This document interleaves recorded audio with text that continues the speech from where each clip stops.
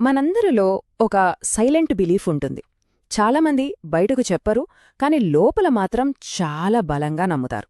High salary ఉంటే నేను already successful అని.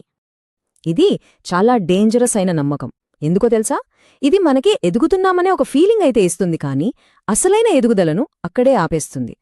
So first section, the vanishing money feeling, అంటే డబ్బు మాయమైపోతుందనే ఫీలింగ్. ఈ ఫీలింగ్ మనలో చాలామందికి అనుభవమే కదా. ఈ చిన్న ప్యాటర్న్ని ఒకసారి గమనిద్దాం.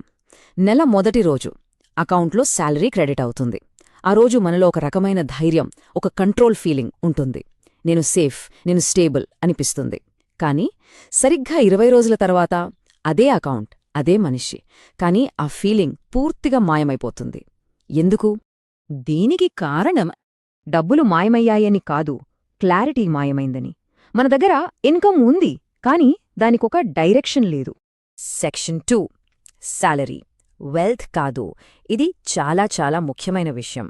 మనమేమనుకుంటామంటే శాలరీని, వెల్త్ని ఒకేలా చూస్తాం, కానీ వాటి మధ్య చాలా తేడా ఉంది.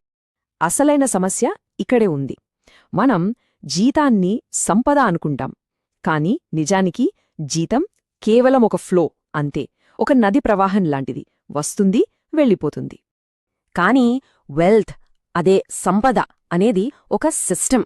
ఒకసారి మనం దాన్ని బిల్డ్ చేస్తే అది మనకోసం పనిచేస్తూనే ఉంటుంది.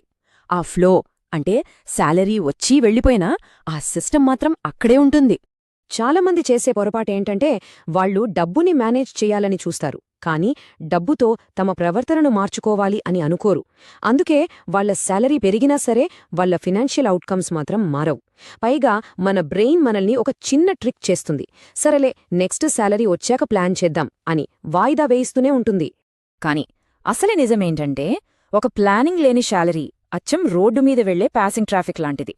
వస్తుంది, వెళ్ళిపోతుంది, ఎలాంటి ఇంపాక్ట్ లేకుండా. ఇక సెక్షన్ 3, మీ డబ్బుకి ఒక జాబ్ ఇవ్వండి. అదే అసలైన కంట్రోల్. సో ఇప్పుడు మనం సొల్యూషన్ గురించి మాట్లాడుకుందాం. అసలైన మార్పు ఎప్పుడు మొదలవుతుంది అంటే మనం అడిగే ప్రశ్న మారినప్పుడు. నేను ఎంత సంపాదిస్తున్నానో అని అడగడం కాదు, దానికి బదులుగా నా డబ్బుకి నేను ఇస్తున్న జాబేంటి అని అడిగినప్పుడు, మన ప్రతి రూపాయికి ఒక పని చెప్పినప్పుడు, అప్పుడు అసలైన కంట్రోల్ మన చేతిలోకి వస్తుంది. లేదనుకోండి, డబ్బే మనల్ని కంట్రోల్ చేస్తుంది. సో ఫైనల్గా ఒక్క విషయం గుర్తుపెట్టుకోవాలి. ఇన్కమ్ ఇంక్రీజ్ అవడం లైఫ్ అప్గ్రేడ్ కాదు, ఫైనాన్షియల్ అవేర్నెస్ ఇంక్రీజ్ అవడమే అస్సలైన అప్గ్రేడ్. ఇక్కడ ఒక ప్రశ్న: ఒకే జీతంతో కొందరు ఎందుకు ఇబ్బంది పడుతూ ఉంటారు? అదే మరికొందరు అదే జీతంతో ఎలా ఎదుగుతారు?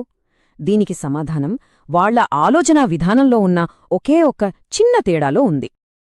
ఆ తేడా గురించే మనం తర్వాతి భాగంలో మాట్లాడుకుందాం. The biggest thinking difference between rich and middle class. ఈ ఆలోచనలు ఉపయోగపడ్డాయి అనిపిస్తే ఈ విశ్లేషణకు ఒక లైక్ ఇవ్వండి. మీ అభిప్రాయాలను కామెంట్స్లో తప్పకుండా చెప్పండి. ఇలాంటి మరిన్ని లోతైన విశ్లేషణల కోసం మా ఛానల్కు సబ్స్క్రైబ్ చేసుకోండి.